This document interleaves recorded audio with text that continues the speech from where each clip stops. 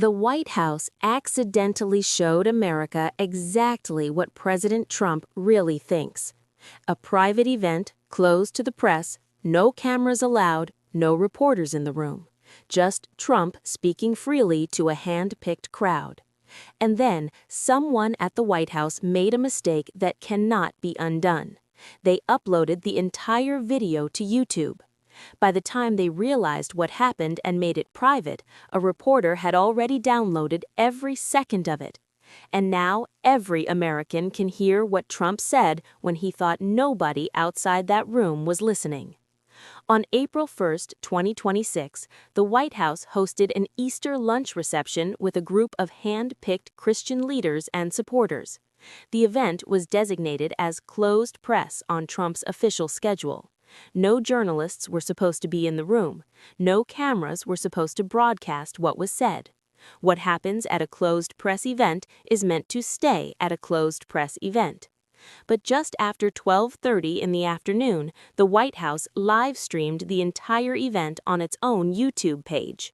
Within hours, after someone apparently realized the error, the video was taken down and made private. But Business Insider reporter Brian Metzger had already downloaded the full footage and posted it to social media. His words on posting it said it all. Trump does sound a bit more candid here than he does in front of reporters. Candid is one way to put it. Explosive is another. Because what Trump said in that room, away from cameras he knew were rolling, tells a story that is very different from the one his administration has been selling to the American public for months.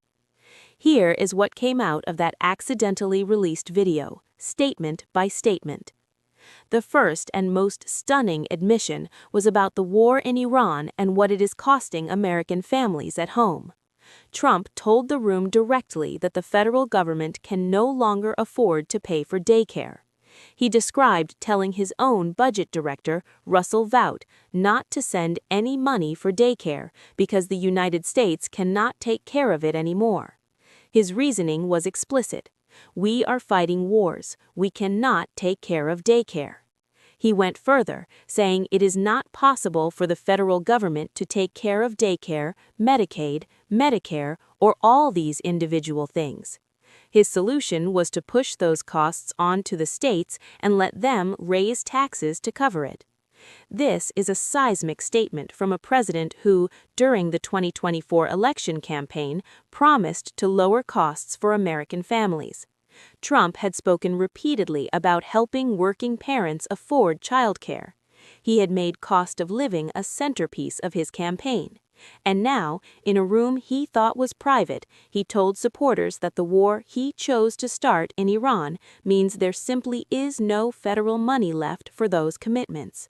The war comes first. Everything else goes to the states. The numbers make his admission even harder to ignore. According to the Department of Defense, just the first 6 days of the Iran war cost the United States $11.3 billion. By mid-March, that figure had climbed to at least $18 billion, and the war has continued since then into its second month. Gas prices nationally have surged past $4 a gallon, more than $1 higher than before the war started. Stock markets fell sharply the morning after Trump's primetime speech on the war, and oil prices spiked. The financial toll on ordinary American families is already visible and growing. The second major revelation from the accidentally released video was about Iran's oil. Trump told the room that he would personally prefer to just take Iran's oil. His words were direct. He said they could do it so easily and that he would prefer it. But then he lamented in a remarkable way that the American people do not have the patience for it. He described the public's desire to just win and come home as unfortunate, suggesting his own preference would be to stay and seize Iran's natural resources. This is a president speaking privately about occupying a sovereign nation and taking its oil, not as something he was forced into, but as something he actively wishes he could do, if only voters would let him. The third revelation was about Trump's own view of his authority. At one point, he said directly, "If I was a king, we could be doing a lot more. I am doing a lot, but I could be doing a lot more if I was a king." The remark was prompted by his frustration over a federal court blocking construction of a new White House ballroom, but the sentiment behind it was unmistakable. The President of the United States told a private audience that he wishes he had the power of a king. The fourth revelation was about how Trump frames his own public communication. Referring to his primetime address to the nation scheduled for that same evening, Trump told the Easter lunch crowd, "Tonight I am making a little speech at 9 o'clock, and basically I am going to tell everybody how great I am." That is the president, in his own words, describing his address to the American people as a self-promotional exercise rather than a serious accounting of a war that has cost American lives and billions of dollars. And the fifth revelation was about accountability for the Iran deal. Trump turned to Vice President JD Vance in front of the crowd and asked him directly how negotiations were going. When Vance said things were going well, Trump announced to the room that if the deal does not happen, he is blaming JD Vance, and if it does happen, he is taking full credit. The reaction from Democrats was swift and pointed. Quoting directly from the video, multiple House Democrats posted, "Trump says we can pay for war in Iran but cannot afford childcare." That framing cuts straight to the core of what makes this video so damaging. It is not a political attack or an interpretation. It is the president, in his own voice, making the exact choice that his critics have accused him of making.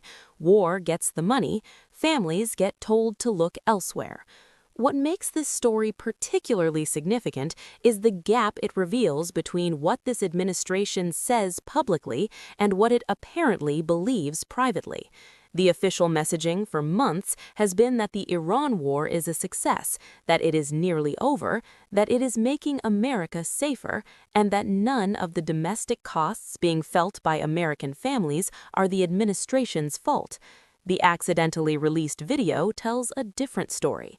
The president's own words suggest the war's costs are real and are actively displacing domestic spending he once promised. The president is openly fantasizing about seizing foreign oil rather than withdrawing. And the president describes his own public speeches as performances designed to tell everybody how great he is. Nothing in the video was illegal, nothing rises to a formal charge, but everything in it is a window into what the man in the Oval Office actually thinks when he believes nobody outside the room is listening. And thanks to a White House staffer's mistake, the American people now know exactly what that sounds like. The video cannot be unuploaded, the words cannot be unsaid, and the questions they raise about this war, this president's priorities, and the promises made to American families before the last election are now on the table for every voter in this country to weigh.